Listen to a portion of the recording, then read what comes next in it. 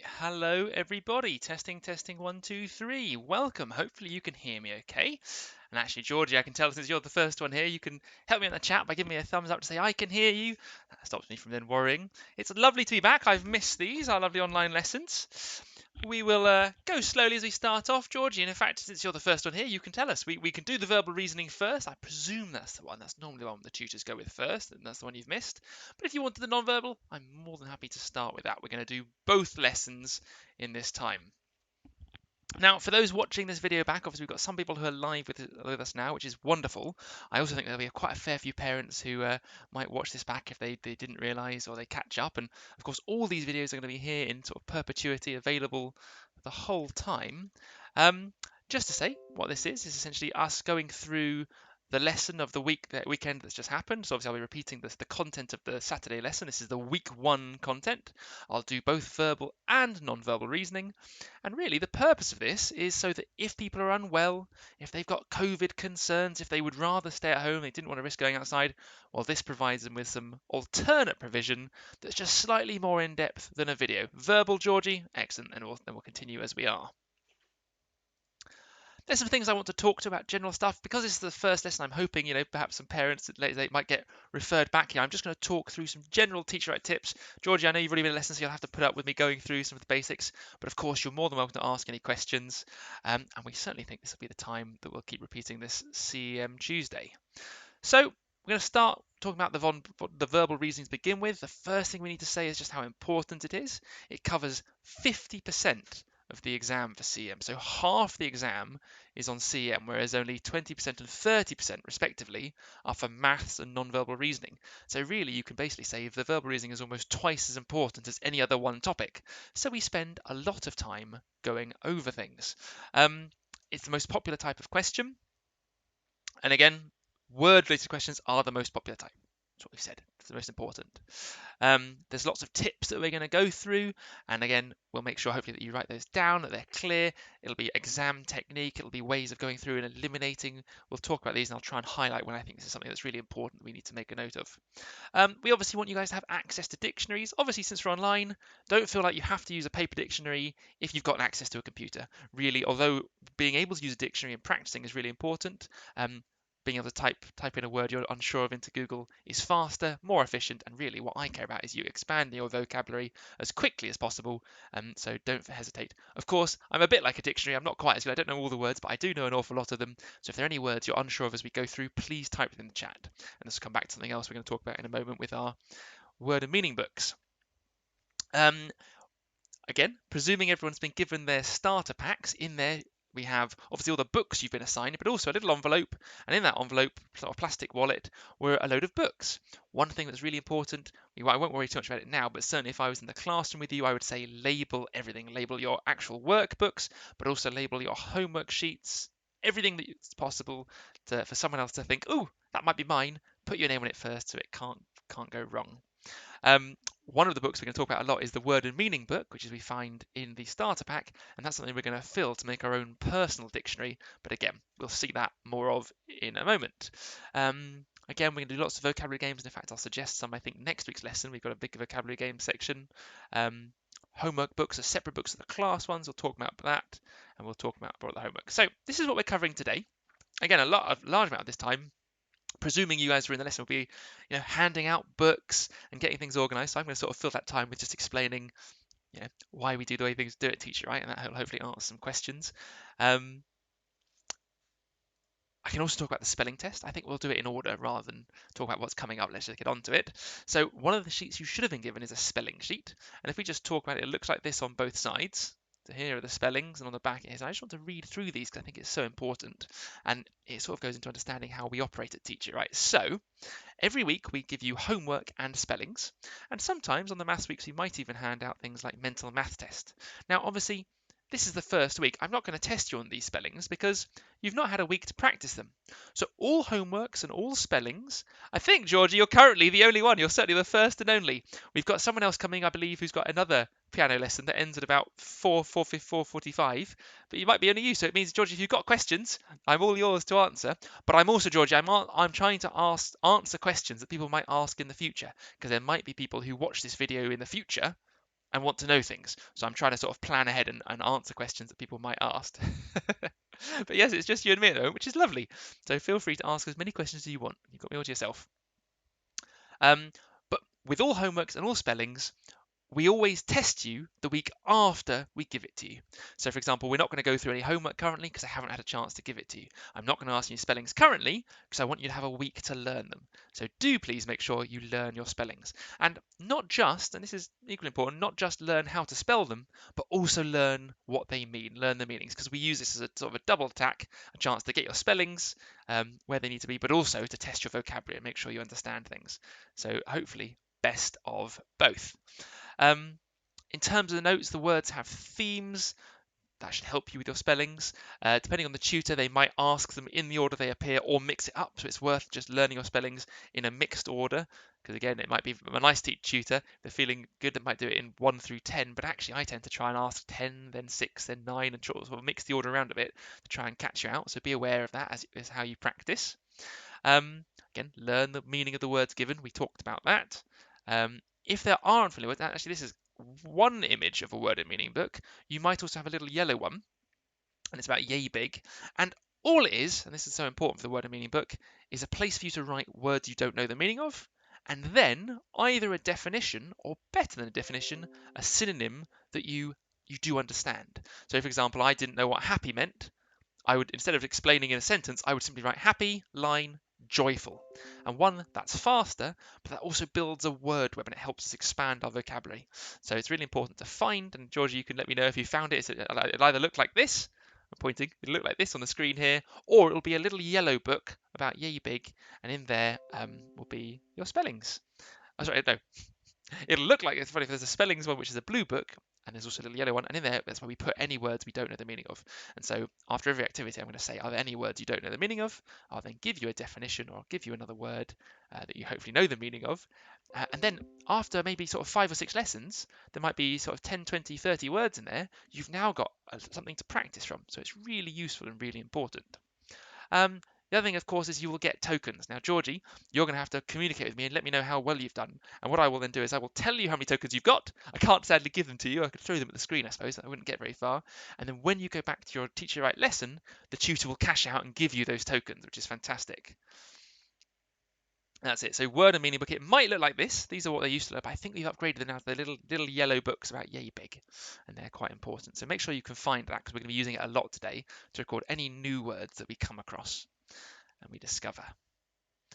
So there's the spellings. I've talked about, again, the tokens, what they are. If you've not, Georgie, I'm just, were you with us in year 4? Or is this your first lesson? I should probably ask that.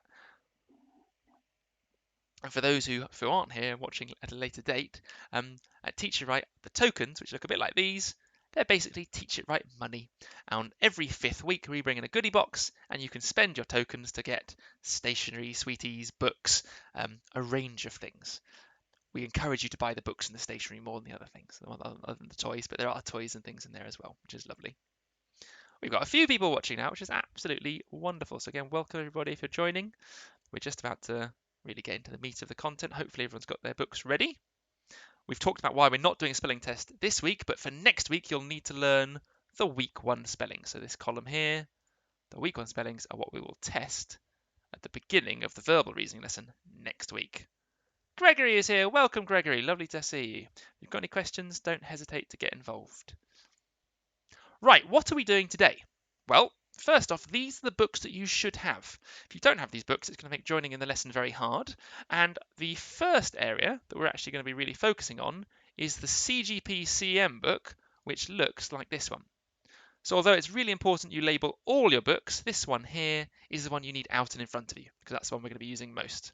I would also have a jotter book, and the jotter book is a little blue book that's got lines in it, and it's just empty space. It's a blank workbook for you to write in, and we're going to be using that as well, because I've got a few sort of challenges and puzzles we'll need to write down together.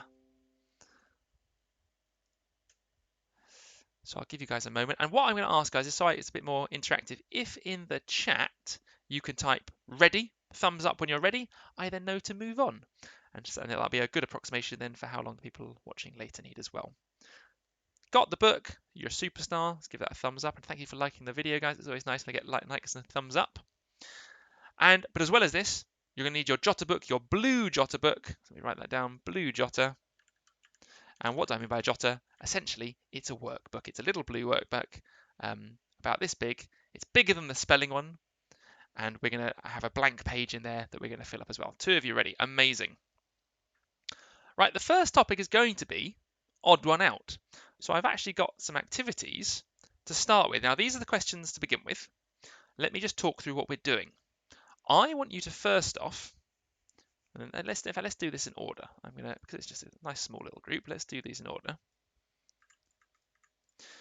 So I want to know 2 things. First off, and you can type this in or write this in your book to start with. This will go in your jotter book. This is not on any page number, so no page number. This is just an activity I've brought up as a warm-up, and it's going to help us access the odd one out questions. I want you, for each group, to come up with a name that you think best summarizes that group. So I'm going to give you one as an example. I'm going to give you C, because it's the easiest. So I think C summarizes as flowers. That's how I would group them. That's a category that I would put them into. So a rose, tulip are all types of flower.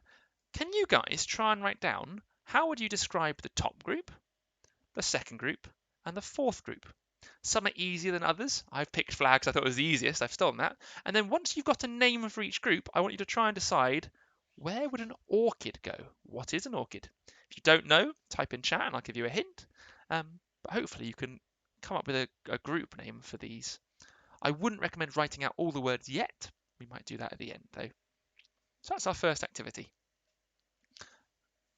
And I would just write down A equals, so if I was writing it, I would have written down group C, for example, was a flower. So hopefully that makes sense. And then when you're done, guys, type done, ready, and then I might ask for some answers in the chat and see what you guys think. This is part of our process.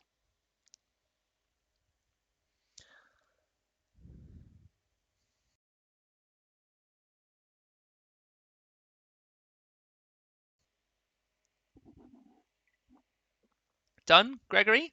Gregory, what do you think? Give me, so you could type down group, give me only one answer at a time because we'll give everyone a chance to put in an option. But I would say, for example, group A is what? Or group B, or whichever one you think, which one you're most confident of. Type that in the chat for me and I will see, we'll see if it's right.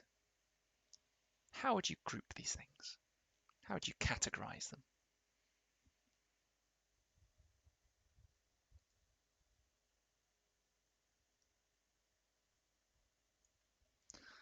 Let's see. B is stationery. Spot on. Really well done. Stationery, things that we use to write. Things that you use to write with things you'd get ready for school. Spot on. Stationery. Well done. That's 2 difficult ones. Group A is a tough one. Dandelion, nettle, and thistle. Has anyone got any ideas they want to type in the chat for us? And D as well.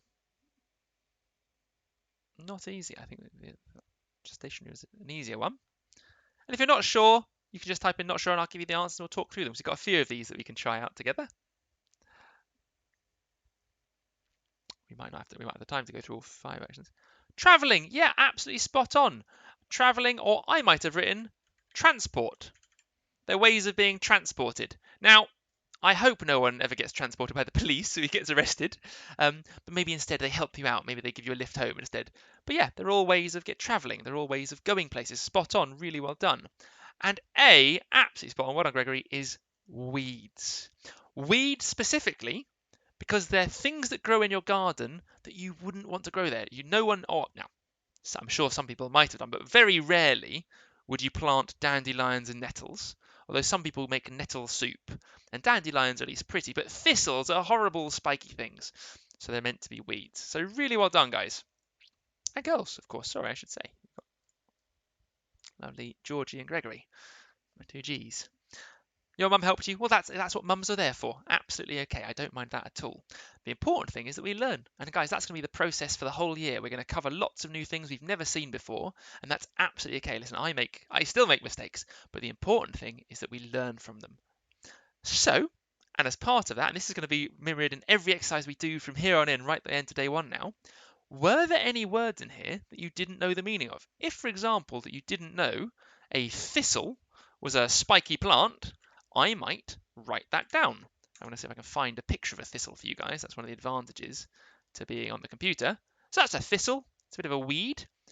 I would now open my word and meaning book, write down thistle, and then write down next to thistle a weed. A weed or a flower that no one wants, a weed, or plant that nobody wants in their garden. And it's through that process then that we build our word and meaning book up, and we have loads of words then to learn, which hopefully is fantastic. Where does orchid belong? This one's tough. Where does orchid belong? And while you guys are doing that, I'm going to find a picture. I think orchid might be the word that most people write in their first word and meaning book. But they're beautiful things if you know what they are. Here's a bit of a clue for you guys. Hopefully you can see that. An orchid is a type of flower. So really well done if you thought you knew that, or mum knew. They're really pretty flowers. They're actually really difficult to grow. So in the olden days, if you were rich enough to grow orchids, it meant you had loads of time, because if the temperature's wrong, if there's too much water, yes, well done, Group C. It's absolutely spot on. So they're types of flowers. Well done, Georgie. But they're lovely flowers if you can have them. And we're getting much better at growing them nowadays. But in the olden days, almost no one would have orchids because it was such hard work that it was almost like a full-time job just looking after them. Amazing. So next up, we can now get rid of this one because we've done orchid. I've got a few more questions. Now, for these, I just want you, please, to answer the main question as to which group you think each belongs in. And it's about as big as I can get them. Oh no, I can organise them here. So it sort of goes 2, 3, 4, 5. I'm not sure if that's the best organ, but have a go, guys and girls. And what I'm going to do is I'm actually going to set up a timer. Let me do that now. And that timer will be for 4 minutes. So you've got 1 minute per question. And then after the 4 minutes are up, we'll go through the answers. I'll talk about anyways. Now, this is really important. Just because we're only asking about the question at the bottom, if you don't know any word on this list, I want you to tell me, and I want you to write it down so we can learn them. So this is a great opportunity, this kind of question, to learn new words. And I'm hoping there are some words in here that you've not seen before, perhaps. I'm hoping there are some words you have seen as well, so we can learn and expand our vocabulary. So have a go for me. Have a go at these. And in fact, let's start the timer now. Now for these activities, I tend to talk too much. I'm going to try and stay nice and quiet so you can focus. But don't forget, you can of course control the volume if I'm too loud or too quiet. So you want to focus, you can always lower my volume down. And again, please do type questions in the chat so I can help out.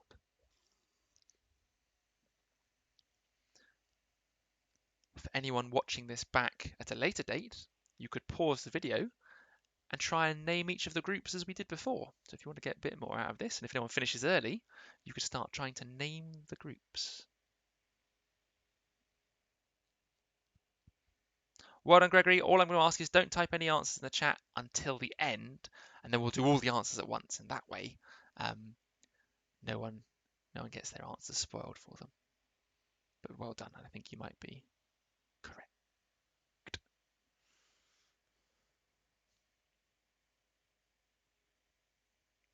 And same as always, guys, if you do type done, and this is only 2 of you, if you both type done, I'll stop straight away, so don't worry about the timer.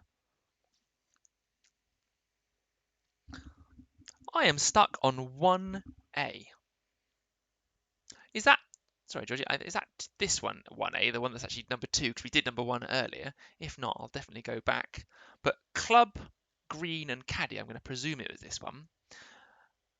Fun enough, my dad plays a certain sport an awful lot. He's a golf pro. And you have a golf club, is what you hit the ball with. The green, the golf green, is where you're trying to land the ball. And it's like the lovely, and I can show you a nice picture of a golf green. It's normally the prettiest plant where the flag is. So golf green. So I'm sure you'll have seen it. In fact, there you go. So this is a golf course. And can you see, I know it's all green, but the green is this bit here where you're aiming, and it's where the flag goes. So it's not my best drawing of a flag I've ever done. Kind of where the flag would be. And a caddy is a bit like a coach. It's somebody who carries your stuff and offers help. But anyway, it's to do with golf. That's your answer.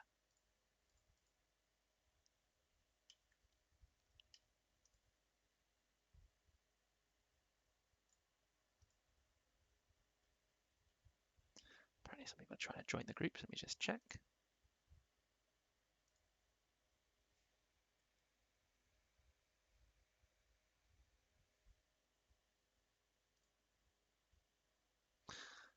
Hopefully you're doing well. Oh, you knew what a caddy was, yeah. They're like somebody who carries your bag for you. Right, guys, 1 minute left. I'm going to stay nice and quiet for that last minute so you can really focus.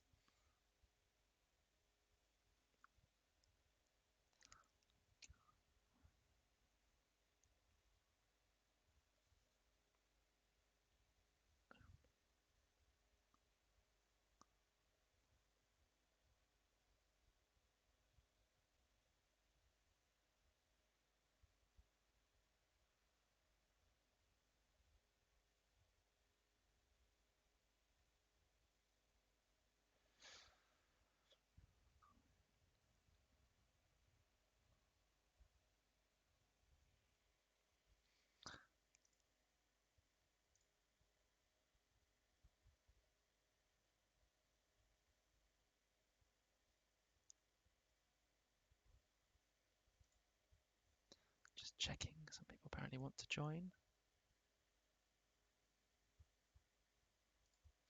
Right, guys, that is time up. So we're going to quickly run through the answers together. If you want to type them in chat as we go, by all means, now's the time to do so. We'll talk about the answers. So the first one, which group does steel belong to? Now, it's important to notice this is steal or steal. Which one? Well, this is to steal, like I stole a pencil. I took it without asking. And the other type of steel, of course, is the metal, which might have gone into group D, so they're trying to trick you with that. So steel belongs in group B. Number 3. Oh, very good, guys, writing them out. I'd love to see it. Group 3. Which group does cereal belong? Well, cereal, I might have some cereal at breakfast in the morning. And I think that has to be group C, doesn't it? Yes. Because fruit, vegetables, and pulses are all, again, things you can eat. In fact, pulses are very similar. They look like sort of grains. So cereal belongs in group C. Then for number 4, badger. Hopefully you all know what a badger is. It's a black and white little animal, a bit bigger than a fox. They come out at night. And I think...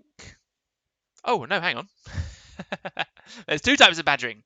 There's also to pester someone, which is, I think, if you badger someone, you pester, you annoy. And since the only animals here are carp, trout, and shark, which are all fish, and there's no way a badger is a type of fish, I think it has to actually grow with group C. So that's like to badger, to harass, to poke, to prod, to say, oh, please, please, please. And again, snail, limpet, and winkle, they're all, well, they're basically, you'd consider they look like snails, slugs, and things that go in the ocean. Some great answers coming through. And then finally, number 5, muscle. Well, there's, for example, your muscles, but also there's a muscle like a, let me show a picture, a muscle that you eat. But of course, this type of muscle is a picture. Oh, there's someone muscly, like this, muscles. Whereas the muscle you eat would be spelled. Let me just get a photo. Did I get a photo of a muscle?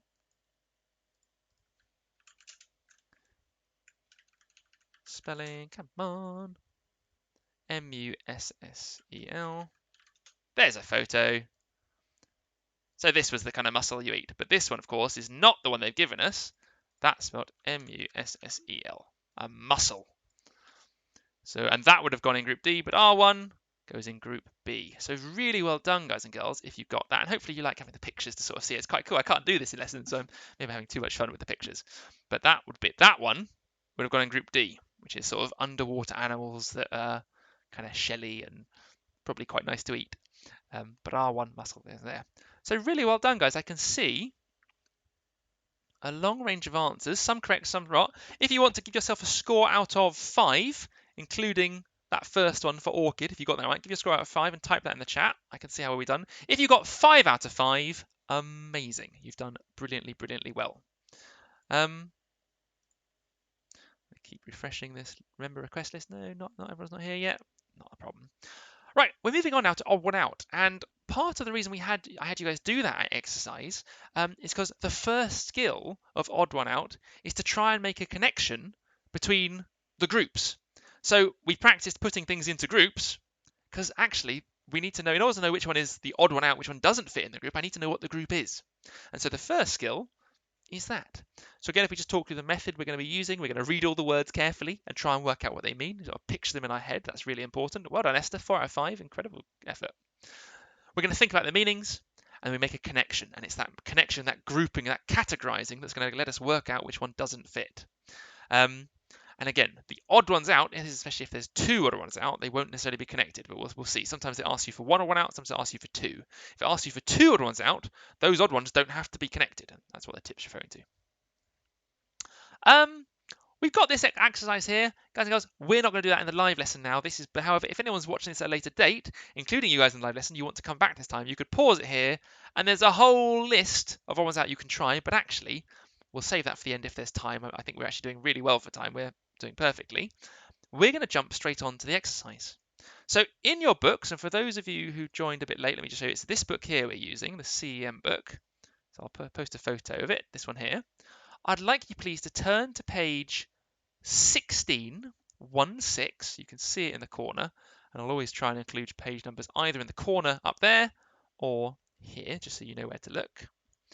We're going to try some odd one out questions. Now, I only want us to do the first 6, and I know the temptation will be to rush ahead, but if we don't do it carefully, people can get lost and not take the time to write things in their word and meaning book. And I'd like you to try, really, to do the odd ones out. So if we look, we've got the example, Tom, Kate, Jenny, and Lucy. And I want to know not only what the odd one out is, which in this case Tom, but I'm also going to ask you a bit harder to tell me why. And in this case, it's because Kate, Jenny, and Lucy are all girls of ladies, of girl names, whereas Tom is more commonly a boy's name. And so that's why it's the odd one out. So this is the exercise we're going to do. And again, I'll get a timer. I like my trusty timer. Let me get this one from before. I'll copy you over. Come with me. And I think we're going to just do 2.5 minutes on the clock to do this exercise. So 2 minutes, 30 seconds. And during those 2 minutes, 30 seconds, I'm not going to talk because it lets you focus better. But I want you to not only please work out which one the odd one out is, also decide, and so you can write next to it. So you'll underline the correct answer, but you'll write next to it what category, what is the group of words that the one thing didn't belong to. And so you have to get 2 things here for me. And if you finish all that, you can start writing words in your word and meaning book, writing down any words you don't know and asking me the definition of. So hopefully that's clear. Again, if there are any questions, I'm looking at the chat now really carefully, so type them in the chat. And I will go through them. Good luck, guys. Your time starts now. I'm just checking the requests.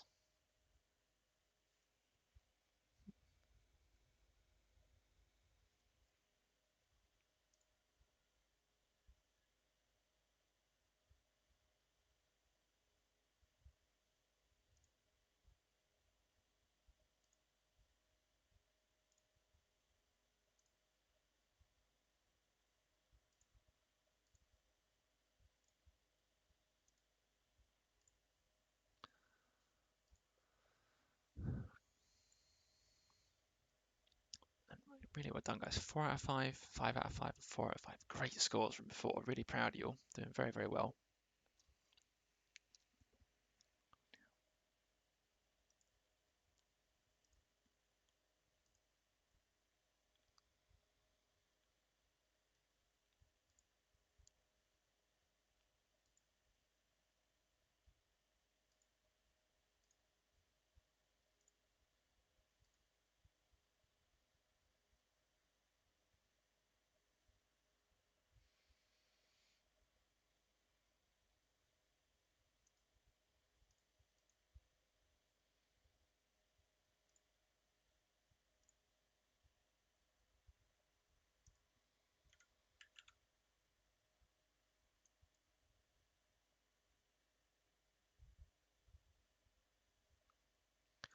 1 minute left, everybody. 1 minute left.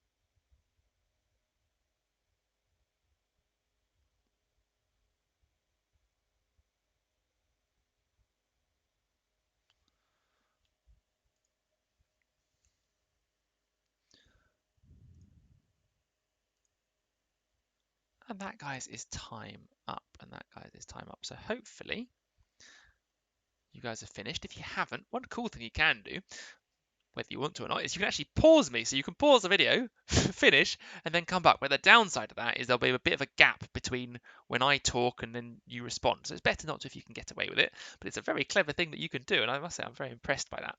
So odd one out is here.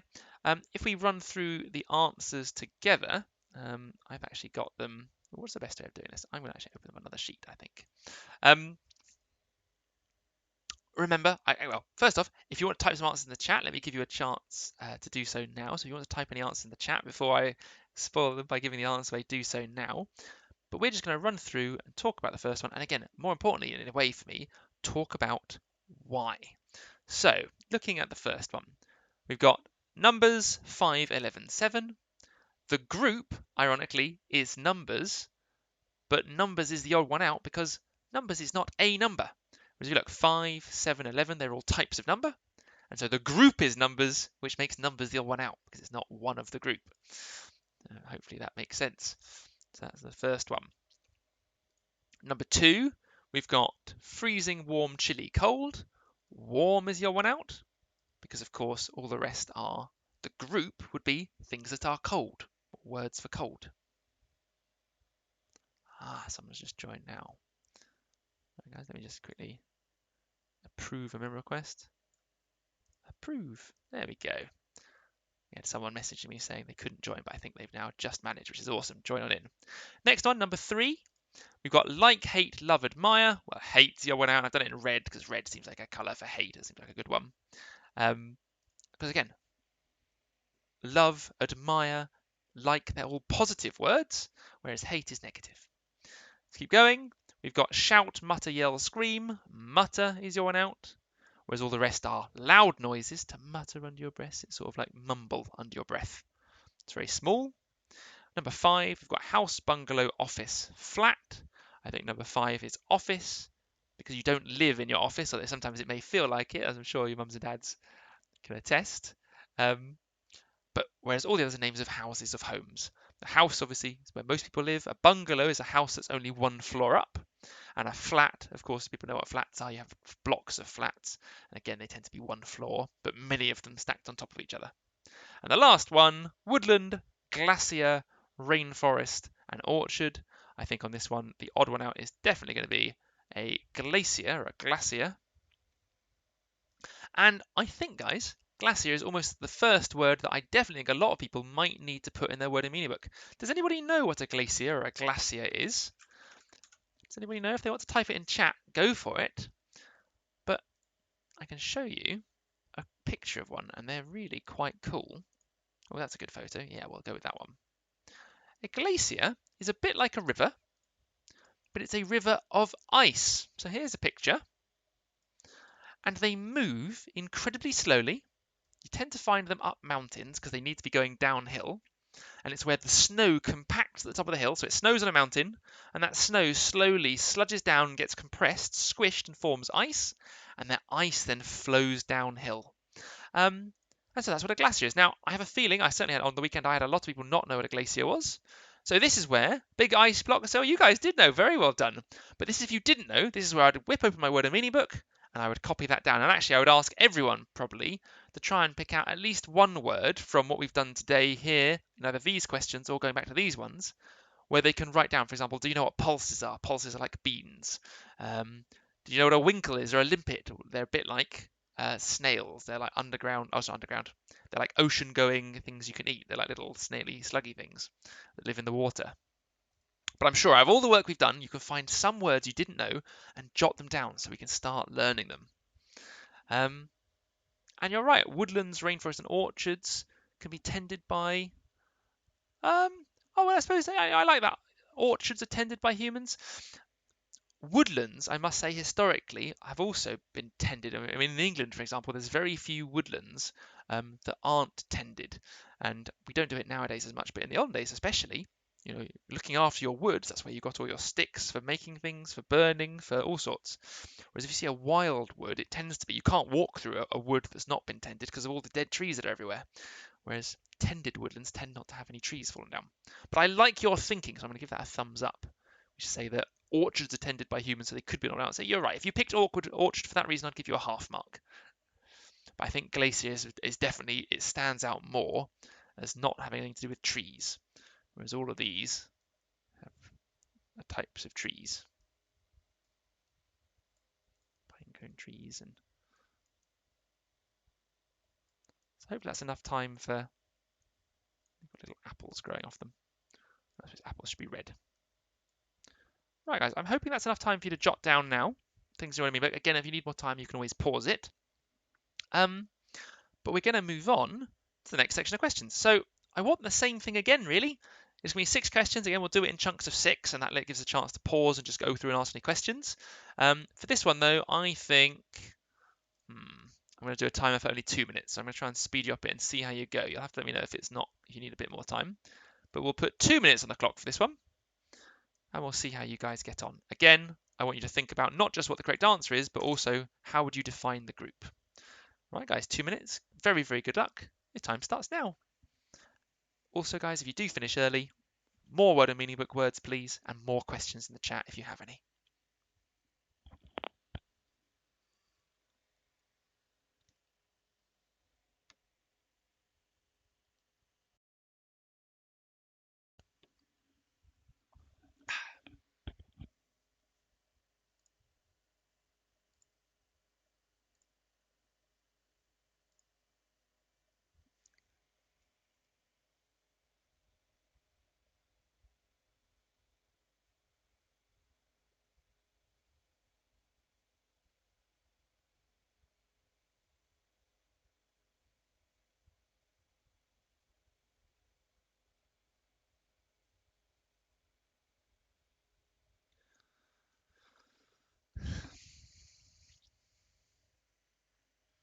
We've got 4 people watching now, which is really exciting. Can we break 5?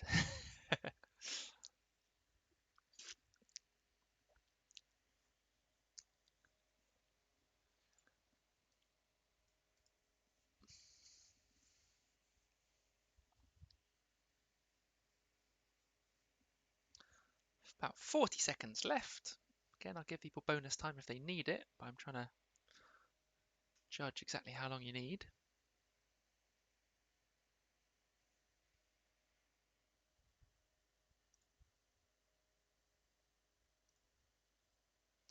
Some great answers, can I say, from some people in the chat. Esther's done very, very well. Beautifully set out the last set of questions. I love that.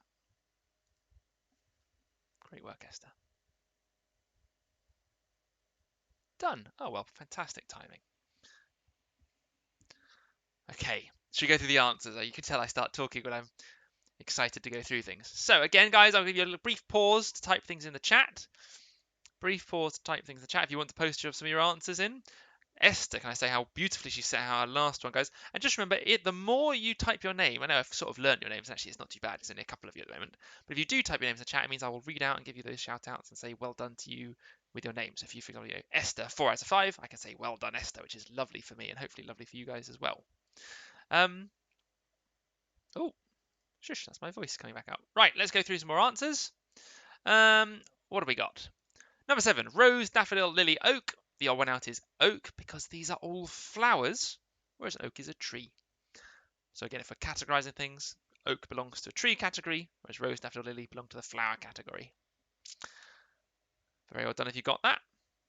We've got cooker, oven, fridge, microwave. Cooker, oven, fridge. Well, fridge jumps out to me as being a bit odd because the cooker, the oven, the microwave make things hot. The fridge makes things cold. So again, that's that categorization split. We've then got number 9, football, slide, cricket, rugby. I think definitely a slide, although fun, and I love a good slide, is not a sport. Whereas football, cricket, and rugby are all types of sport. So I think that's where the distinction comes in. It's a category. It would be categorized as a proper, a proper sport, or a sport that's recognized. Number 10, violin, harp, recorder, guitar. Violin, harp, recorder, guitar. The odd one out here is definitely a recorder. And it's because although all of them are instruments, we would call these ones string instruments. Does everyone know what a harp is? Have you seen a harp? Again, I can show a picture of a harp. I say it's lovely having the ability to do pictures. Oh, that's a beautiful one. There you go. That's a harp. And it's like the most stringed instrument. It's got loads of them.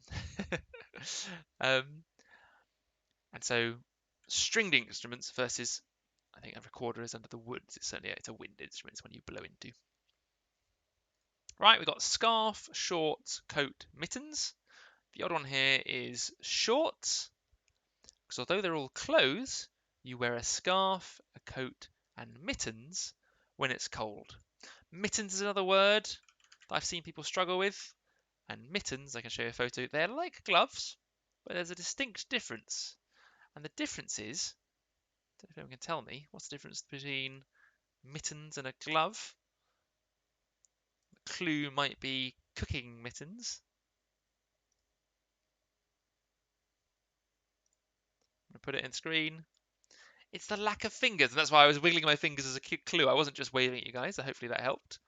So those are mittens, whereas gloves have fingers.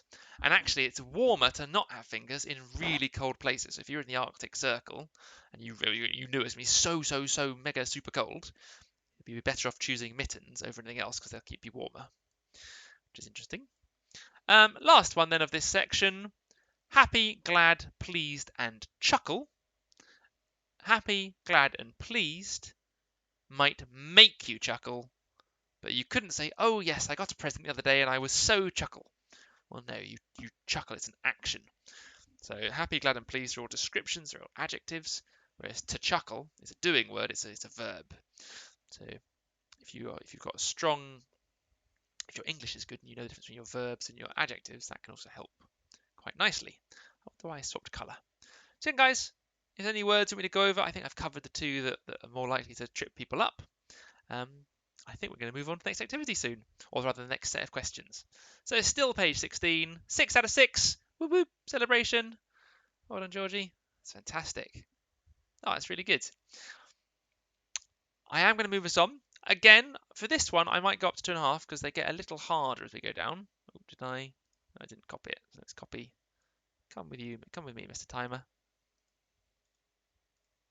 So again, for this, well, no, tell you, we'll put 2 minutes on the clock and we'll see how we go. But I'll give people a bit longer if they need it. For these, they get a little bit harder as they go down. Perhaps they'll run out maybe a bit closer to the other words, and we'll see. Right, everybody. Amazing scores. Really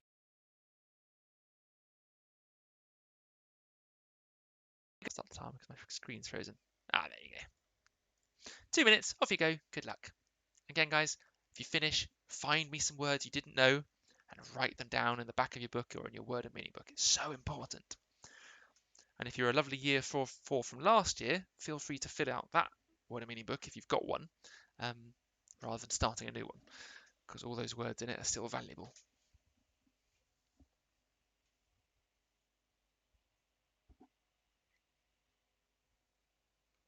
Oh, welcome, Harleen. You're here.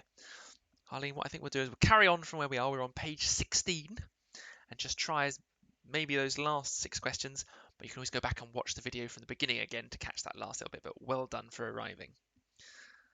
It's lovely to have you. I'm glad it was joined the group in time.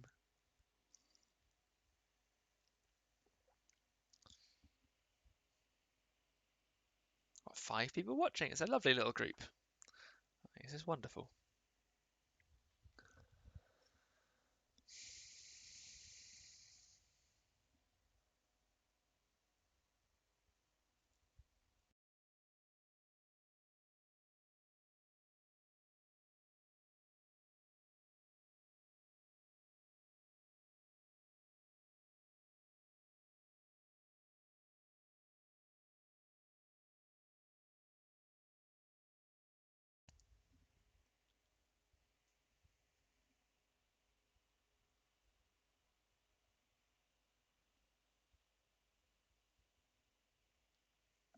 "20 seconds left, so just get a last couple. Even if you manage a few, that's no problem at all."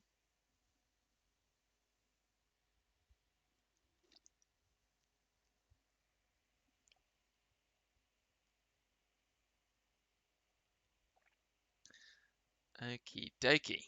So let's run through the last set of answers. We'll do these at a bit more speed because you guys are getting the hang of this now.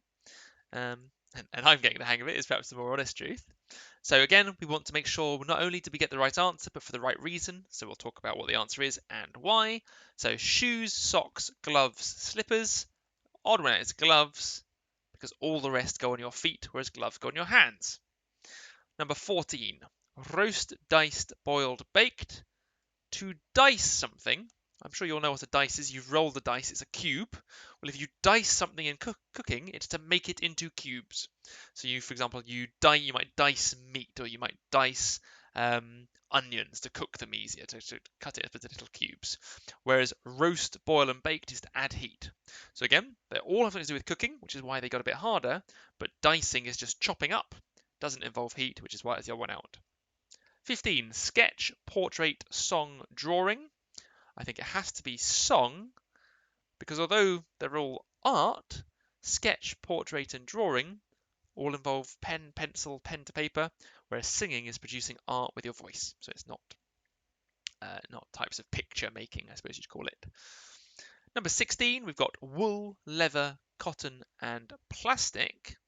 And I think plastic is the odd one out, because plastic is what we would call man-made, whereas wool, leather, and cotton are all made of creatures, plants, animals, organic material. So organic materials versus inorganic materials, man-made. If I would call them natural materials, perhaps that's the word. So for 17, we've got sing, rehearse, recite, and dance. I think the rehearsal is the odd one out, because you might rehearse all of these. To rehearse something means to practice. So if you go to rehearse, it's like going to practice. So you might have dance practice, dance rehearsal. Normally you would have a rehearsal show before the real show if you were doing a play, for example. Whereas singing, reciting, and dancing are the things that you might practice, the things you might rehearse. And finally, 18, exit, leave, come, go. So exit, leave, and go are all a group. So to come is the one out, to arrive. So I hope all of you guys come to the lessons and don't go anywhere. Now for this, everyone. One more thing to talk about. Give yourself a score. And give yourself an overall and tick at the bottom. Now these ticks really are going to correlate with your homework stickers. I'll talk more about the homework at the end of the lesson. But essentially, if you got, I would say, if you got more in total, 15 out of 18 or more, you can give yourself a happy tick. And if there's a homework, you'd give it the green sticker. If you got more than half marks, so more than, let's do it in orange, more than 9 out of 10, correct. Sorry, 9 out of 18, correct, not 9 out of 10, there are 18 in total. Give yourself a medium, which means you're nearly there, bit more practice, there's some words to go back and look at again, but you still did quite well. And then if you got less than that, so if you got less than 9, so I'll do an arrow for less than 9 out of 10, you give yourself a, ooh, bit squiffy, I need a bit more practice. And again, don't be embarrassed. I get reds on things all the time, things that need practice. It's just a way of highlighting what needs more work. But really well done, guys. I can tell a lot of people are going to be in the green or right up against it, which is absolutely fantastic. And again, I'll just reveal here are the full list of answers in case anyone needed them. So if you did, you could pause it here and just see why. And this is in particular for anyone who's at home. it might be worth just pausing on here, pausing the screen and marking, and then moving on. However, we can press forward. So we've done brilliantly well, guys. We've got about 10 minutes left before we go and have a break. For a break time, we'll probably have a 10-minute break because it's quite hard on the computer screen. I realise in a lesson we'd have a break time normally anyway, but when you're looking at a computer screen, concentrating is quite important. But before we go, I've got a bit of fun and games for us to try, and it's kind of a quiz. Now, because there's a nice small number of people, 17 out of 18, that's a fantastic score. Unlucky on that one. Hopefully you've learned as to why, but really well done. And if you do want to post, guys, a total score like that, I can give you an absolute thumbs up, which is awesome. We're going to just do some odd two out. I think it's odd. I think it's a mix actually. Some odd two out and odd one outs. For this one, you have to pick the odd two out, but we'll do it, I think, as kind of fastest fingers first to make it a bit more like a game show. So the questions will appear. You just have to type in the chat what the answer is and why. I'll sort of wait 30 seconds, and I've got loads of questions. I've got easily more than maybe 20 questions. We probably won't even get through them all, but we'll do as many as we can, but you'll have to type it in the chat, and I'll move on sort of maybe 30 seconds per question. But if you're not sure, do tell me, and we'll go back and discuss why, and that's quite important, and actually a bit of fun. But you've done brilliantly well today, guys. And it says plenary here. Yeah, we use the PowerPoint to practice them. Again, that's your word and meaning book. If there were any words you didn't know but didn't have time to type in your word and meaning books, I would almost consider it as a homework as part of that to copy over any words you're not sure of in your word and meaning book. Right, guys, are you all comfortable, ready, no questions, ready to begin this quiz? I'll show you the first one. The first question looks like this. So 3 of the 5 words are related in some way. Find the 2 words that don't go. So there's hunt, chase, pursue, lion, capture. What are the odd two out? And we'll do this as a practice round. So this one just counts, but you can now, please do, in fact, as soon as you've got the answers, type them in the chat. And we'll see, we'll do a bit of fastest fingers first, and it might be a bit of fun. Don't type anything else, just literally type in the 2 words with a space between them. And that'll keep you nice and quick. Hunt, chase, pursue, lion, capture. Which are the odd 2 out? So there are 2 words that you can remove. I'll see who's the first one to go.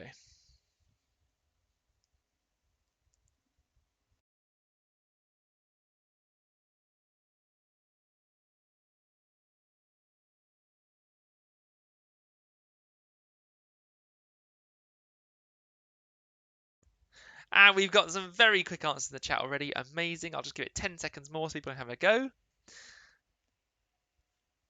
Lion capture, lion capture. Amazing. Yes, the odd ones out here are lion and capture. And the reason is to hunt, chase, and pursue are all to run after people. So you might run after a baddie, you might hunt after someone. A policeman might be hunting, chasing, or pursuing a criminal. Or a lion might be hunting, chasing, or pursuing, trying to capture something. So again, they've made it hard because lion and capture, they relate to hunting, but they are the odd 2 out. Right, fastest fingers first. Are you all ready? Hopefully you are. 3, 2, 1. Off you go. What do we think the odd ones out are?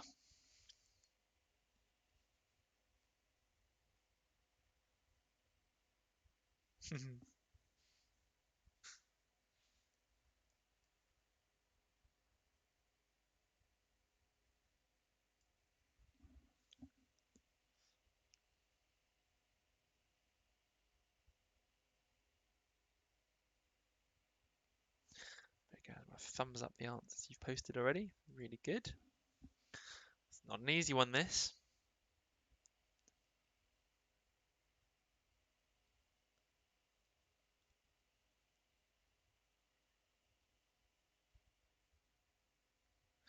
So we've got a couple of answers coming through. Give it 10 more seconds and I'll start to go through the answer.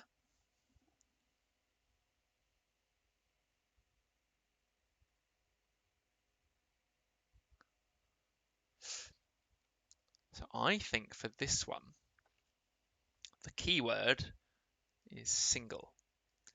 And if you are single, it means you are alone. And if you are alone, it means you are unaccompanied. So I think these 3 make up the group, which means divide and isolate are my odd ones out. But isolate's a tough one, because if you are isolated, you're on your own. But to isolate means to divide, to split up. So isolate and divide in this case is similar. But if it was isolated, I would put isolated actually with the group of alone and single, because it means, if you're isolated on an island, it means you're alone. But to isolate, the doing verb, it's like to divide, to split up. It's a tough one, but the correct answers were I think A and B. So really well done if you got that, because that was tough. I didn't think you guys would get that one. Right, on to the next one. Oh, that looks that looks familiar. I said on to the next one. Let's try again. There you go. Let's copy the same one twice.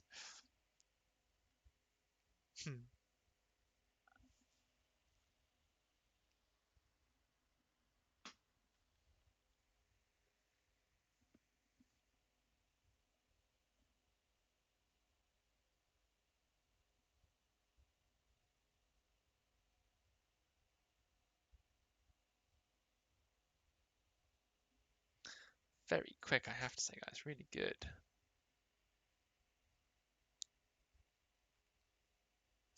Hopefully, Esther, that last one made sense, because unaccompanied and single and alone, I think, are slightly closer together. Some answers coming through, which is fantastic. I'm going to start marking them quicker because there's a slight delay, guys, between when I say something and you guys hear it. So I'm going to try and predict that. But really, really well done. So again, we've got football, cricket, athletics, hockey, and swimming. And I think the odd two out are athletics and swimming because they don't involve balls, whereas these ones here are all ball sports. They all involve round things that you kick, whack, or throw. So very well done. The odd ones out are C and E. Very good. So on to the next one. I'm going to up the speed a bit.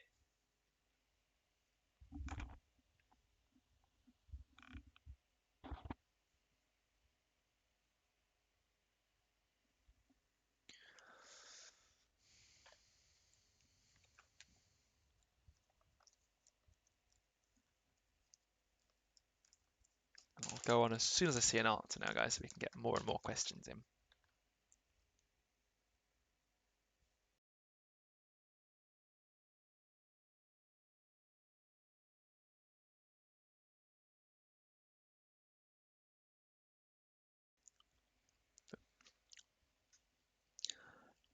Very good. Some answers coming through. Now, if you protect someone, you shield them from harm, or you shelter them from harm. So I think these three are the ones that go together. And you can provide shelter and provide protection and provide a shield. And a hut would protect you from the rain. But these all have the same meaning. So these are all synonyms, really. So I think D and E were the odd two out here. But that was a tough one. Hut and provide. Very well done, though, guys, to those who got those. And hopefully it makes sense if you weren't too sure as to why. Right, another one. I'm going to try and get two more in, and we'll save the rest for next week, which would be lovely.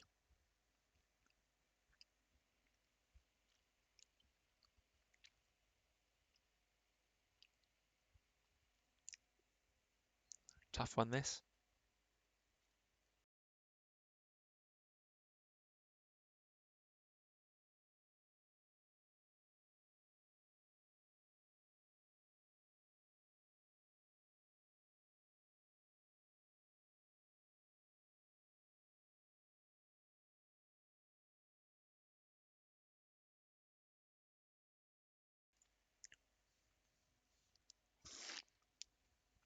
Some more answers coming through, which is brilliant. So again, difficult one. If you bind something, it means you join it, you tie it together. And if you fasten your shoelace, you tie it. And finally, if you secure something to the roof of your car, you secure it. So I think the odd ones out here are C and D, because all of these mean essentially the tie up. Now, if you were tying someone up, you want it to be tight so it doesn't come loose. And that's what taut means. Taut means tight. So you would tie someone up tightly, and rigid means stiff, so you might tie them to something that's rigid. So if I was going to tie up my little sister because she was annoying me, so I might tie her to a post, a rigid post that's firm. I might do it nice and tight so she can't escape. She'd been stealing my sweeties or something. But that is the meaning of those words. So really well done. Right, let's do one more. And really think about this there. It's not about being fast, it's about being most accurate. See if we can get this one. So this one's tough.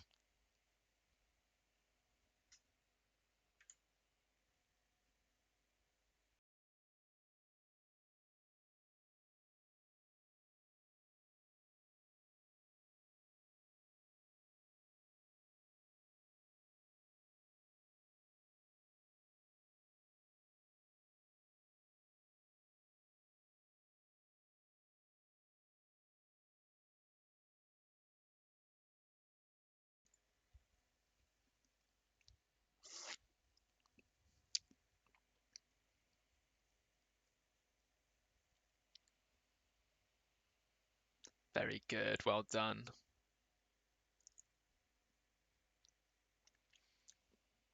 I've seen one correct answer, so we'll go through it because I think break time is now nigh, which means soon. But I think a decade is 10 years, a century is 100 years, and a millennium is 1,000 years. So that was the group, which means then the odd ones out were small and what could be minute or minute. And in this case, I know that minute is a unit of time, but since the other ones were all measures of years, amounts of years, I think that was the stronger group. So again, minute is the next best. If it was only odd one out, I'd have gone with small, but I think since it was odd two, that was the next best option. Right, everybody, really well done. I think we're going to finish there with those. I do need to talk very quickly about the homework, which is why I'm just going to wrap things up there. This will have been spoken to at length in the centres, and actually also there's a homework video that I think becomes available today for you guys to watch where I explain exactly how to do these, but I'll give you the quick one. With the homework, make sure you do it in a quiet place, make sure you try it yourself first, but then do ask help if you need to. So we want you to ask for help, but what we don't want is you to ask for help before trying it, so always try it first if you can. Please, if you don't understand things, ask your tutors during the class or here. Classroom is probably easier, but of course I'm more than happy to willing to help at the end of a lesson if anyone has any questions. And then finally, the stickers. You'll have seen this last year if you're an ex-year 4 student, but if you're not, let me just explain. We have given you a pack of stickers of different colours. Once you mark your homework, and hopefully you've been using my homework video to help with that, because obviously we can't have markers in the centres currently because of the COVID, and certainly if you're here with me now, I obviously can't mark it for you, you wouldn't be able to hold it up to the screen. So what we do instead is we ask you to watch the homework video where I explain all the questions, mark it, and then if you get 80% or more, give yourself a green sticker. If you only got 50% or more, so more than 50, less than 80, give yourself an amber sticker. And if you got less than 50, so less than, that's what that arrow means, less than 50, give yourself a red sticker. And it just means green, I'm fine, I don't need more practice. Amber means it's okay, I need to go over it again, but I probably don't need to do another whole exercise. Or I might want to do just one more exercise just to check that I've got it, and if that goes green, then I can move on. But if it's red, it just means really I have to go do some more exercises, probably repeat the exercise again just to make sure I've made improvement, but also, this is the really important bit, let your tutor know at the centre if you have one, or let me know here so I can offer you some more help and tips so you can access those questions. And that's really important. So the red ones we want to know. Finally, blue sticker just means it's not been done. Again, it's not an issue. I realise sometimes life happens. Sometimes you've got a football event, or sometimes you've got relatives, or sometimes you've got 101 different things. What I'm worried about is more than one in a row. So if you've got 2 or 3 blues in a row, that means you need to have a chat with your tutor and we need to work out why. Can we support you? Can we give you less homework? Can we try and facilitate something that will let you do it? We've got to try and work out why. So again, not happens if it's a one-off every now and then, but we do encourage you to catch up, certainly. This is the homework for next week. So let me just get the book for you. Sorry, I should have a picture of it here already. A bit naughty otherwise. But it's this one here, your synonyms and antonyms book. And there's quite a lot of pages in there, but it's so valuable that I'm not going to apologise for it. But it's these pages here, and again, you're just simply putting them in different columns. Either it's a synonym or an antonym, or either it's, either this word means happy or this word means sad. And you will, guys and girls, trust me, you will find words in that book that you do not know and have never come across before. What you must do, and this is the important bit, is you must write them down. Make a note of them and start learning. I think you could still be using this book as a reference book by the end of the year, because it's got so many good words in it, and learning them. And if you can learn every word in this book, you'll be in such good stead for your exam that it's just so valuable. Just to explain why we do homework at Teach Right, again, we always do homework after the relevant lesson, because I teach you the hints on how to do the homework. So if you try and do the homework before, you try and rush ahead, you'll just get a worse score. So we don't encourage you to do that. The you could section, it's not something that we're able to mark because it would just be too much, but it's our way of pointing you in the right direction for more extra practice. And of course, we would certainly encourage you do the you could if you got a red, for example, or if you found the homework really easy and needed more. That's what the you could is there for. But also, since we ask you guys to finish the books eventually anyway over the course of the year, there's no harm in just doing a couple of you coulds here and there if you have the time. Use the homework videos, it says to remind you, so I'm reminding you to use the homework videos. And really, everybody, that's all. But just good luck with this. And again, just use this book. Really do use it as a good source of amazing words and some wonderful words. And your vocabulary will be so fantastic by the end of this if you can really master it. Amazing. Right, guys, that's where we're going to finish. So now we're about to go into this lesson, but we are going to take a break. The way I do this is I'm not going to shut down the stream or anything. I'm just going to swap the camera to a little timer. It should be a nice little 10-minute timer that I've got waiting. Probably the same one as the intro with the cool music, because I quite like that, and the flashing neon lights and things. And then I will come back in 10 minutes. So you guys go now. I'll set up the timer. In fact, it seems I've got to do some sorting out. Where is it? 10-minute timer. But come back. Make sure, though, guys, you have a break. You stretch your legs and have a little snack, or don't spoil your dinner, of course. I realise it's time, but it's so important you do have a wander round, because sitting at a computer for 10 minutes isn't great, and I'm going to go do the same. I'm going to walk up and down a few times and get a drink. So good luck to you all. And I'll be back here in 10 minutes. So there's my timer. And let's just see if I do this. Here's the music.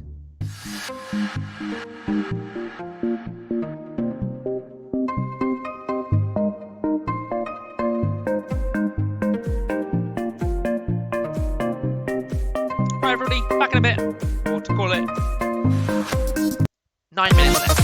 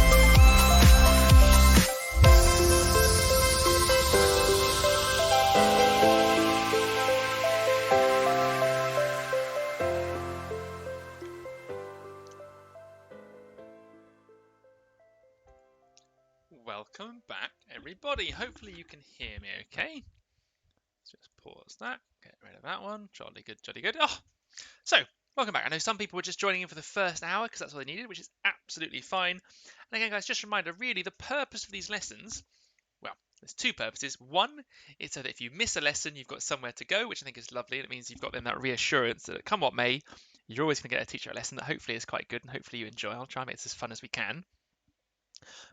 And that really, certainly in a COVID world where people might not want to come in or whatever else, we totally understand.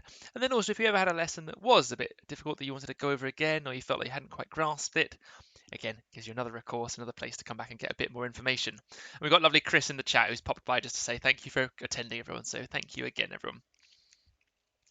Now, I've got myself a lovely cup of tea and I had a couple of biscuits. I hope you guys have got nice snacks. I don't mind if you've got something next to you, so long as it helps you concentrate and doesn't distract you, which is wonderful. I hope you had a stretch round. I'm just going to make sure everyone's here. In fact, guys, since I've only got two lovely people in the chat, can I ask you in the chat, or two or three possibly, give us a thumbs up to let you know you're here and ready and happy to go, and then I'll carry on. Oh, teacher, right, tutor. And my name is Luke. I'm sure you guys know that by now, but if not, now you do. So we're going to go through the non-verbal reasoning. This is the other half. Again, verbal and non-verbal are the two most different to what we would normally cover in schools. We'll talk through the books, we'll talk through the general goals of the course in terms of the block, and then we'll jump straight into it. And hopefully be done by about 6:30, which is pretty good going. So, first thing, just some general thing about non-verbal reasoning. There's 5 different question types. It's one of the big things is the mnemonic that we're going to cover and the methods. I think really the big thing for nonverbal is the methodology and it's seeing the questions. Once you've seen the nonverbal questions, once you know how they work, it's then much easier to answer similar question types. But because the skills aren't necessarily entirely cross-transferable, it is really important that you practice each question type as its own unique event, work out the ones you're good at naturally, the ones you need to spend more time on, practice the tips that we give you, and you'll find it so much easier. And yeah, I think that's all. These are the books that we're going to be using today. So again, nonverbal reasoning, CGP book, and then the pre-tests Galore Park workbook. Both of them are really good. And in terms of the ones we're doing today, I think we're actually using the Galore Park. So if you want to get the Galore Park one out and ready, this is the book that we're going to be using together, which is quite exciting. So again, guys, this normally in the lesson would take sort of 10 minutes. We're going to avoid that here because I'm going to just trust that you'll name everything. But please make sure that everything is clearly named, labelled, stickered. We'll be using one book primarily for work and one primarily for homework. That's important. Right, I kind of want to get into it. So I have got a little bit of a fun and game warm-up. There are 15 differences. Certainly for anyone watching, you can of course pause the video and wait until you've got all 15. But for the guys at home, I think I'm going to have to set a timer just so we don't spend too much time on it. And I'm going to see how many you can get in 2 minutes. I'll call it 2 minutes, but 2 minutes from now. So good luck. And why are we doing this? Because non-verbal is puzzles, it's decision making, it's can you spot things. So there's the timer. Can you spot the differences between the picture on the left to the right? So what's changed? Let's see, there are 15. Can anyone get all 15? You have to look at the screen quite closely. Hopefully you can see this clearly.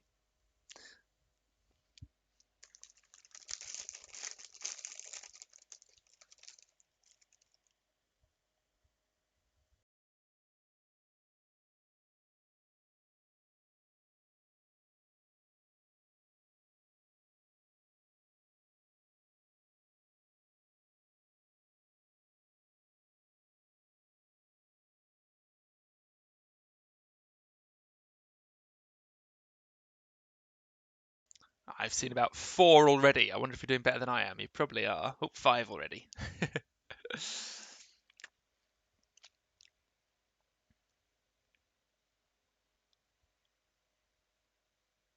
6. There's 1 minute left. How many can you get? Can you get them all? 7. 8.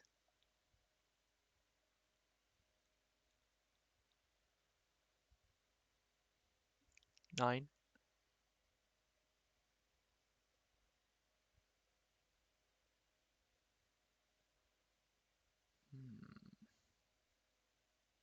10. I've got to 10. 20 seconds left. I find any more than 10? Oh, 11.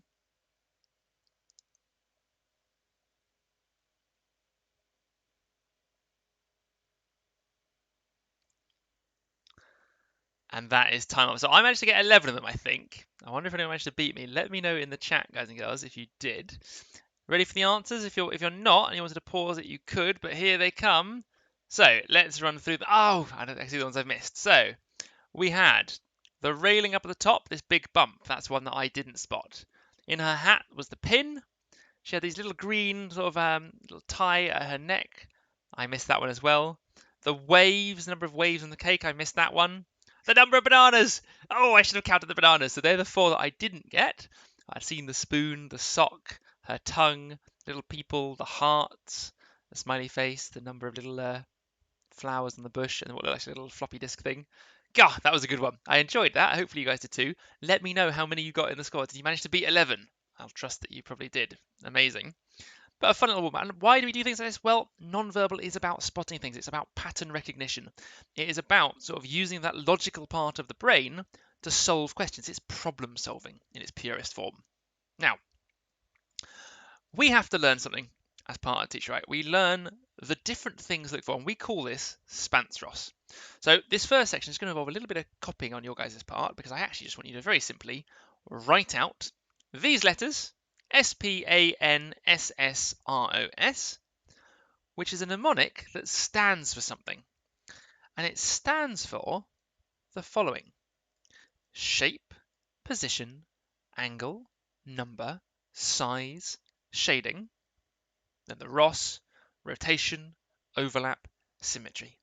And we learn it as Spanstros. And Spanstros is just a way of remembering this, fairly strange list of features. And it's these features that we're going to be looking at and trying to assess when answering virtually all of our non-verbal questions. If we're going to do odd one out, which is what's coming up later, we're going to try and work out, well, what's the group? What's happened? Has the shape changed? Is the position moved? So on and so forth. And in fact, I think perhaps this is the easiest one to copy it down from. From here, you can see in the top right, I've got the words. But really, if you guys, I would like you to please list out. Let me do it here so I can do it with you. So we've got.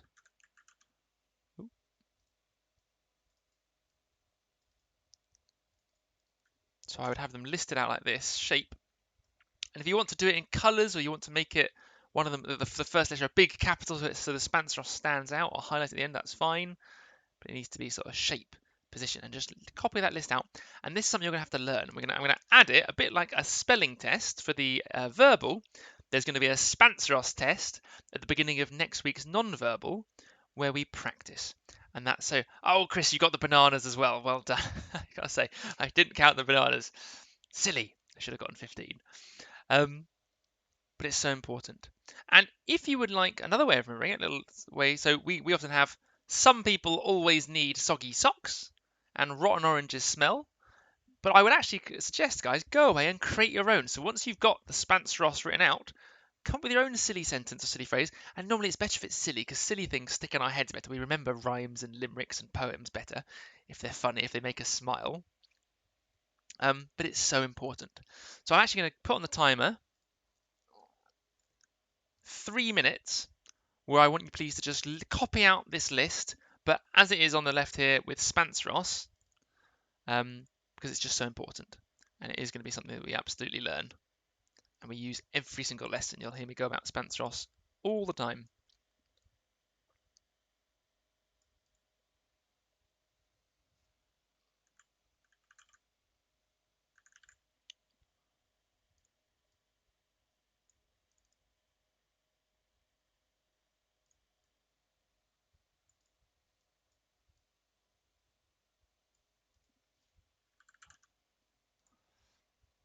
I'll write it out myself, because that means I can judge how long it'll take you guys roughly.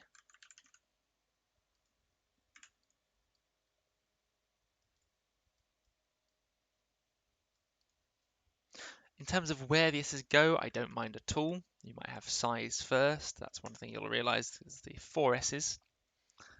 It's very important.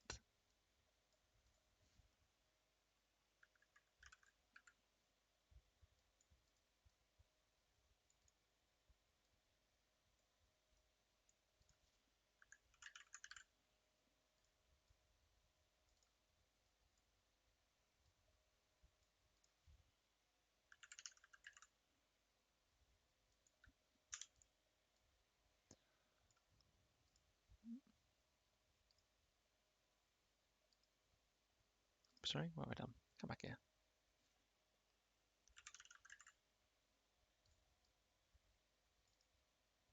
Oh, I didn't click place the timer. Right, we'll give 1 minute left. 1 minute left, just so you can finish guys typing this out. And you may have to come back to here as part of the homework and just copy this out because it's so vital, guys. So important we get this written down because we're going to use it all the time.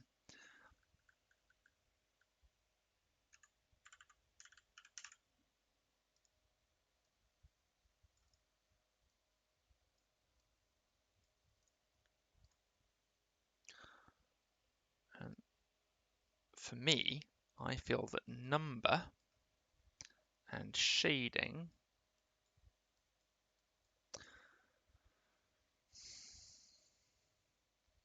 and possibly overlap are the hardest ones to spot. So they're the ones that I would be pay if you're not sure what it is, it's probably one of those three. It's my rule of thumb. And then once this is written down, I will we'll put it in action and show you how we use it. So the way we might go about using this is as follows. So let me just take what I've done here onto the next page. So hopefully you can see those okay. Let's write them down. So shape. How might the shape change in a non-verbal question? Well, this one's fairly obvious. If, for example, I had a square and it turned into a pentagon, the shape has obviously changed. And it can sometimes just be that simple. They'll have substituted one thing for another. So shape is perhaps one of the easiest to spot. It stands out, but it's very clear. Position. What kind of question might you have position changing? Well, imagine if you would for a moment that we had two boxes. Let's do a list of 3 boxes.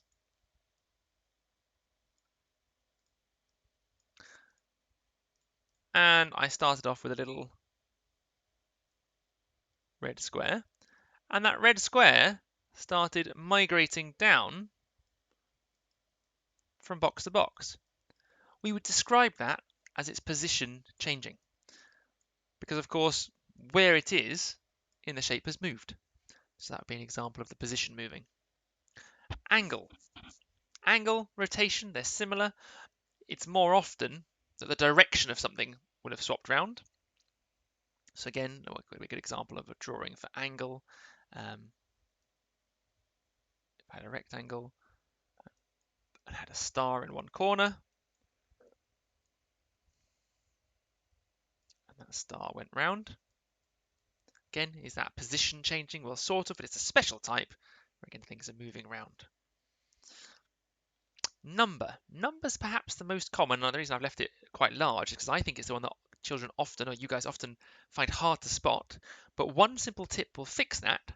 If you label things, and let me make it really simple. If I had, for example, a triangle, a square, and a pentagon,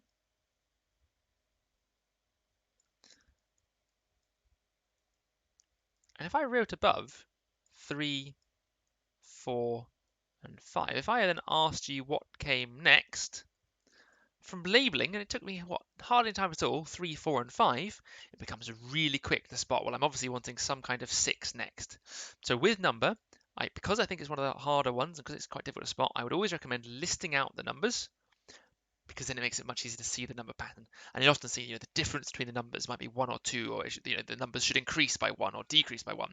That's so common, and it becomes so rapid to spot when it's typed out like that, or when it's written out. So I would definitely suggest you guys do that. Size, of course, is an easy one. You start with something big, and it gets small, or you start with something small, and it gets big. Shading that comes in 2 parts. You might have, for example, something shaded like this, and it might change to be shaded like this with thicker lines. It might have the direction change as well, so this has had the shading rotated. So this would be an example of 2 of these events happening at once. The shading has changed and it's been rotated. Now, which category you put it into is sort of up to you, but as long as you use one of those to consider, okay, which one is it? Where do I need to go? By the way, if you would like to, guys, it might be worth just copying down these pictures alongside, especially if you're sitting there just listening, and well done if you are. It might be worth just having a picture of these. I should have said that at the beginning. Apologies, my fault for not. Just as an example of each of them. So if you've got room on your piece of paper, just next to them, I might just draw a little sketch just to indicate yourself what does it mean by shape changing? What does it mean by position changing? I think that's fairly obvious. But equally with shading, and this is really important, or it could be the shading of a line. So for example, I have here a line, and that might become a dotted line. Or actually, that's more of a dashed line. That dashed line might then become a dotted line. So let's do a dotted one. I would also consider that a change in shading, a change of the type of shade. As well as the more obvious ones, like for example, it changed from green to blue. You know, an outright obvious colour change. Although we tend to find those are very easy to spot. So these ones are more subtle. Certainly the line colours changing, I think, is one of the ones that's most likely to overlook, especially if they just change a little portion of a line. So keep an eye out for shading, especially when they do that trick. Very naughty. Overlap's another one. With rotation, we sort of talked about rotation with angle, but again, obviously, if I've got a little pine cone thingy and it changes to be facing this direction, I'm sure you can see nicely and clearly. That's a rotational change. It's changed direction from pointing one direction to another. Whenever you're looking for whenever you're looking for rotation, look for arrows, or in your mind think, okay, that's pointing at this. Now it's pointing at that. Thinking in terms of what is it pointing towards, I find tends to make it a lot easier to spot. We've then got overlap down here. Overlap is an important one. So, for example, you might have something like this, where the white shape is on top, and then suddenly it swaps. And now the white shape is behind, and the one that's been filled is on top. So that's an example of overlap. And again, that can be a bit of a tough one to spot if you're not looking out for it. And finally, symmetry. I think we'll see a lot of symmetry, especially your homework's got quite a lot of symmetry into it. Symmetry is essentially reflections. So if I had a triangle pointing this direction, or an arrow pointing that direction, and I reflected it, it would now be facing this direction. That's also a 180 degree, in this example, rotation, but there's many ways to get to the same solution. So that is how we're going to address and use each of these features. I think it's just worth being able to see them here. Let's now jump in. Now, if you haven't got these all down, please don't worry. There'll be more examples to copy them. Or if you want to, you can always come back to this video later and pause them. So I wouldn't worry too much. I think the best thing for us now with our 25 minutes is actually get into some practice and try and use these. For that practice, we're actually going to be turning to page 8. So page 8 of our Galore Park book. Apparently symmetry. Is that wrong?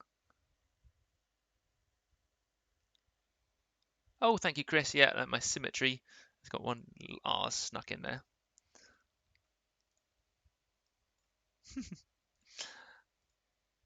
Well spotted. But guys, we're going to put those into practice. Can you all turn, please, for me to page 8? Because we're going to work through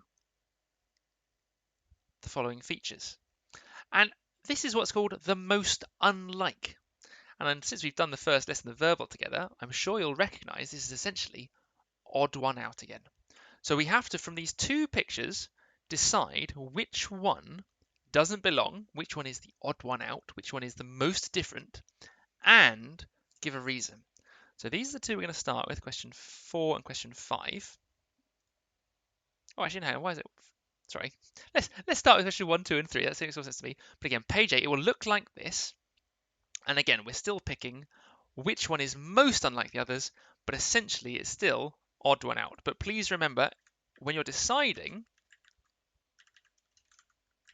you need to be looking or thinking through your Spencer action. Is it the shape? Is it the size? Is it the position, the number? These are the things to be looking for and deciding. And I recommend find one feature and then see, okay, is it the shape? No. Next. And go through in order. It's very important. Right, guys, and if you can in the chat, because you've been a bit quiet, and I know I've been talking for quite a while, let me know with your thumbs up if you're on the right page and you're happy. You can just say ready or started. And I think for this activity, there's the first two questions. I will give you guys. Oh, hang on, something's got a bit awry here. Let me just check. That's the most unlikely. That's page 9. Sorry, everyone.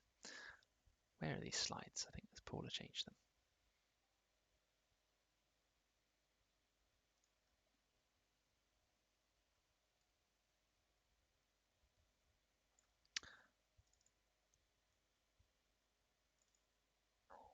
So guys, for these, we're going to start on the first couple of questions, which I didn't seem to have a picture of, but here they are. Right at the start. Let's put them here. There. 1, 2, and 3. I had the wrong 1, 2 up and 3 on the screen. So it should like this, most unlike. And what we're doing is we're filling in from the features what we've spotted in common. Now, again, I think 3 minutes for this is about right because these are a bit tricky. But this is your Galore Park book, so the same one down here, the Galore Park Nonverbal Reasoning. Get this all up and running.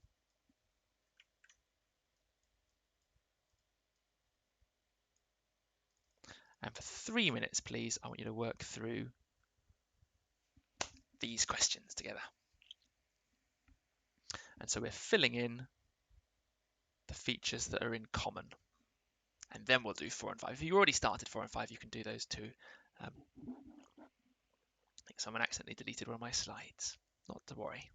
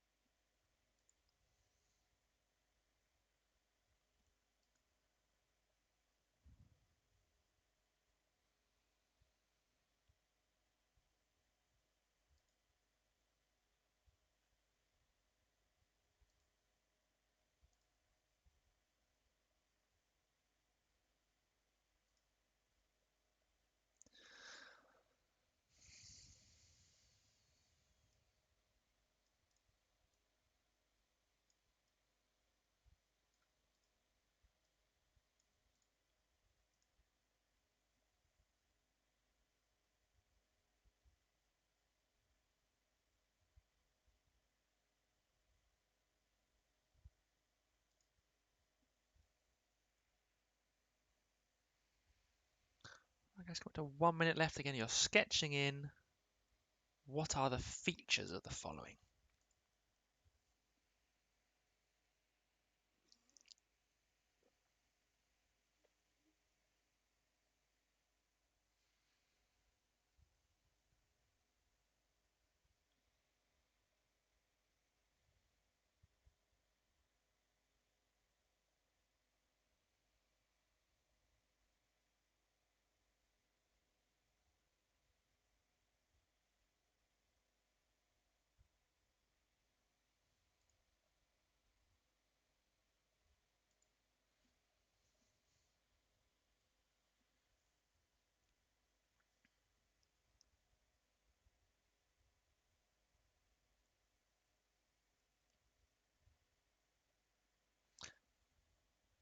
Right, everyone, that should be a nearly time, last 10 seconds. What we're going to do is we're going to talk through now the answers or the reasoning or the features in common from the group, and then they're going to apply that to our own drawing. So the first thing you'll notice is that all of these shapes have the 3 lines that are black and joined by dots. So in fact, I'm going to do that. I'm even going to colour it in the correct colour because I think that'll be very useful. So that's the first thing. And that was the easy one. So 1 point if you spotted that, well done. But the next thing to try and look for is the relationship between the circles and the sides. Now, the size of the circles didn't actually matter. Look, we had 2 large, 3 small. So it wasn't that the size of the circles, but it was the number in relation to size. Because look here, there are 5 circles, and the shape that it's in has 5 sides. There are 3 circles, and the shape that it's in has 3 sides. And now that I've listed these, I'm sure you can spot the pattern straight away. Look, this one's going to be 6 sides, and 6 circles. So since I have a 4-sided shape, I'm expecting 4 circles. So in your picture, to get full marks, you'd need to have any size you want, some big, some small, 4 circles. And those were the 2 features that would get you the full set of marks for this first question. And again, why are we looking at the group? Why are we looking at what's in common? Why are we looking at features that show up? Because in order to spot the odd one out, the one that is not part of the group, you have to first identify the group. And that's really important. So for number 2, obviously there needs to be a small circle within the shape that's a quarter. I think that one jumped out as being quite an easy one to spot. So in the 3 quarters, in the larger portion of the shape, we needed to add in a circle. And we now needed to have a think about how the shading affected it. Now, if you look, it's true that all of them have some kind of horizontal shading. So I'm probably going to go with the same. But I think what matters is that the small circle shading and the quarter has the same shading, whatever it is. So you see it's black, black. It's horizontal lines, and it's diagonal lines and diagonal lines. So you can actually pick whatever you want. For me, I think I'm going to go with vertical shading, just because it's quite easy to draw. So vertical shading in my little quarter. So now I need to have vertical shading in my final piece. And actually, I'm just going to leave the last bit as white, because it doesn't, we've had black, we've had grey, there's no reason why white can be shading. But if you wanted to colour your other one in, that's fine. It didn't really matter what the back shape was, but it was these 2 points. So drawing a circle and adding the shading will get you the 2 marks for question 2. Looking then at number 3, this one I thought was the tough one, because there's quite a few what we call distractors. And distractors are features that are added in, but don't do anything. And in this case, the distractors, I think, are actually the relation between the shape and the shading. So, looking at all of them, there's a large circle in all of them, a small circle in all of them, a triangle, a diamond, and a square. So we need to have one of each, but the order doesn't matter. But what does matter is the order of the shading. If you look here, at the start, there's always some lines drawn in. Then it goes white. Then the middle one, I'll do it in blue, is always black. Notice how the black shape is, the one that's shaded in black is always in the middle. Now, it doesn't matter what it is. Sometimes it's a circle, sometimes it's a diamond. But whatever the shape is that's in the middle is shaded in black. And then finally, it ends with 2 white ones. But again, it doesn't seem to matter which 2 they are. So, in terms of my drawing, following those same rules, I'm actually going to start with the circle they've given me and shade it in. So that's now going to be my starting piece of my circle. I'm then going to draw a line. Let's do small circle next, and small circle can be just white. That's fine. Then next comes the middle, and I'm going to choose to make a square. And that one needs to be shaded in black. That was the thing we noticed, that the middle, the third one, is always shaded in black. Then I need to think, what shapes haven't I used? Well, I've not used a triangle, so let's do a triangle next.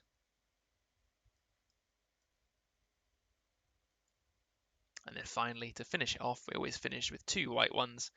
And the last shape we've not used is the diamond. So there's my diamond shape.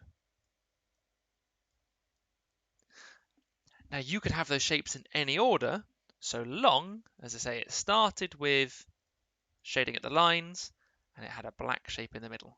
Number 3, very tough, because there's lots there that leads you down the wrong path.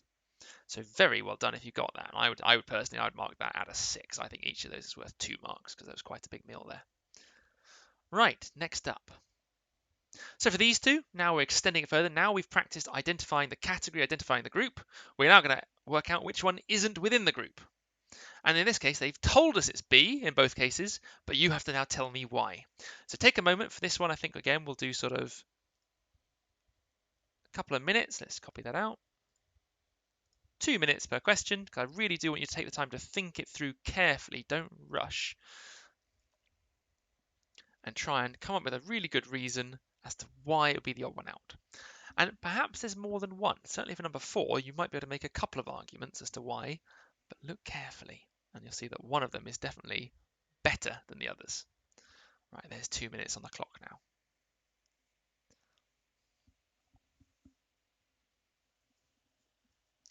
Again, if you do finish, you can always go back and add some more detail to your sketches of the SPANSROS. Perhaps come up with your own acronym for SPANSROS. What could it stand for that will help you remember it?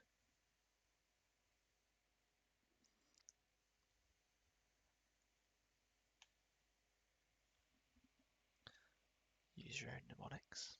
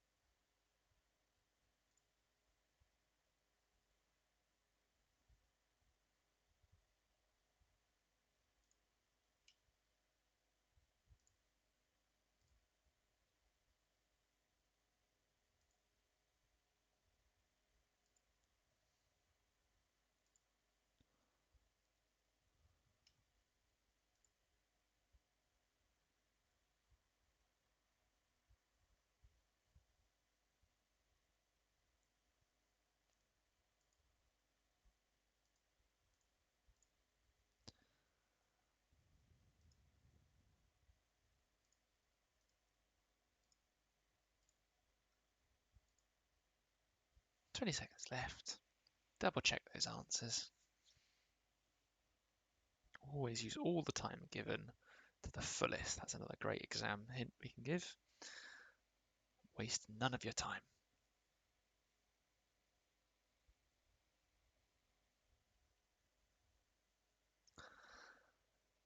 Right, let's run through the answers. So B does not belong. Now, lots of people have told me that it doesn't belong because this shape here is disconnected. It's unlinked.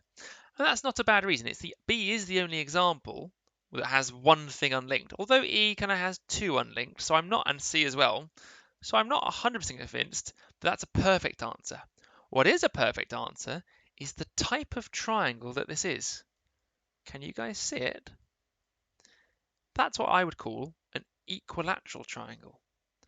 Whereas every other triangle is a right angle triangle. You can see it's got these right angles, these 90-degree turns in them. So I think, even this one on the side, it's just twisted, there's the right angle there. So B does not belong because it contains an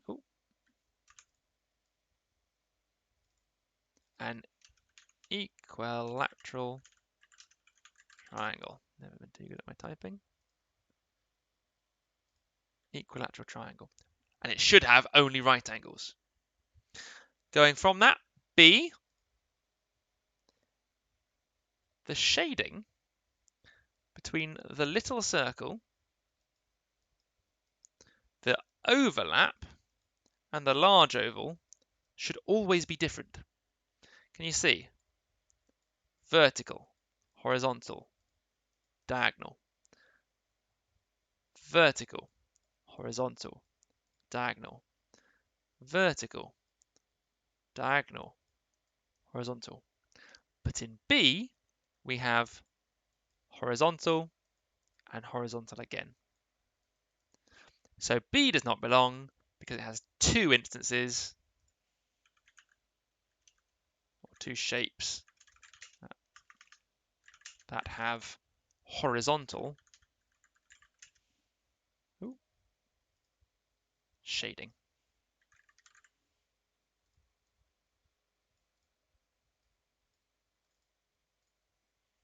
So there are my reasons, guys and girls. And if you got those, very well done. I think number 4 was a bit of a tough one to spot that. But if you looked very carefully, once it's been pointed out to you, it tends to jump out, as is often the case with these questions. Right, now we have a test yourself section. There's actually 4 questions here. So 1, 2, and 3, 4. And I'm going to give you 4 minutes, please, to do all 4. I think that's not unreasonable. And then the try it out section, if you've got time, I would move on to. This is essentially where you can draw your own. Now, this is not something I can mark very easily, of course, because I can't see what you've done, but certainly try it out, bring it into your center, test it on each other. It's a lovely way, and really, if you can produce good quality, puzzles that mum and dad that stump them, but then when you explain it to them make sense, it's a lovely way of practicing. But I'm most interested right now in these 4 questions for the test yourselves. And again, these are just good old-fashioned odd one out questions, or most unlikely questions as they phrase it here, and well worth giving a good practice. So guys, 4 minutes on the clock. Come back to your Spansros, that's so important. I've got it pre-written up there, ready to go. Use those different features, look for them, handle them one at a time, and you'll do brilliantly, I'm sure. Right, everybody, really good luck. Your time starts now, off you go. And what we'll do is we'll run through the answers, talk about the homework, and we're done for today. But you've been brilliant.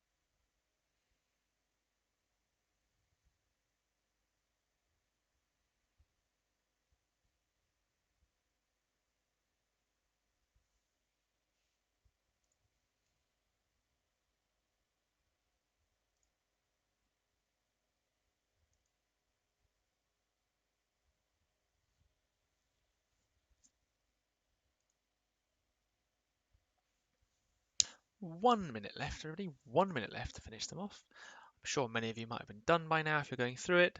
Some people might not have. That's absolutely fine. If you are done and you're watching in the future, you can always scrub the video forward until we get to the next part. If you need more time, similarly, you can pause the video and take the time that you need. Do consider each one carefully. I know that number 2, I think, was perhaps the most challenging. It's very sneaky.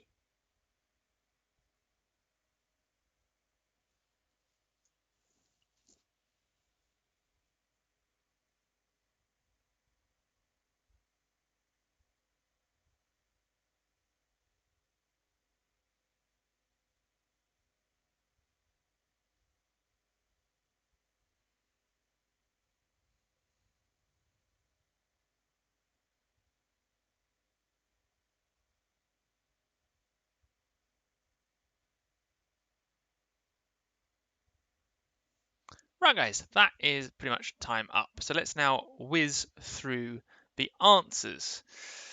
So I think the odd one out for this first one has to be C, because the shape has not been divided into 2. Let's just check the answer at the back and make sure they agree with me. It's always a good idea. So I said, yeah. So if you look here, the 2 parts of my triangle have not been split an equal amount. If that was pizza and I got the top part, the cone, I'd be quite upset. It is not a fair split, whereas all the others are split down the middle. Now, in terms of the shading, because we had things like here and here, and in A, here and here, we couldn't have said it was the fact that the shading isn't symmetrical because we had too many examples of it not being symmetrical. So that's why C was our odd one out. Now for 2, the odd one out is D.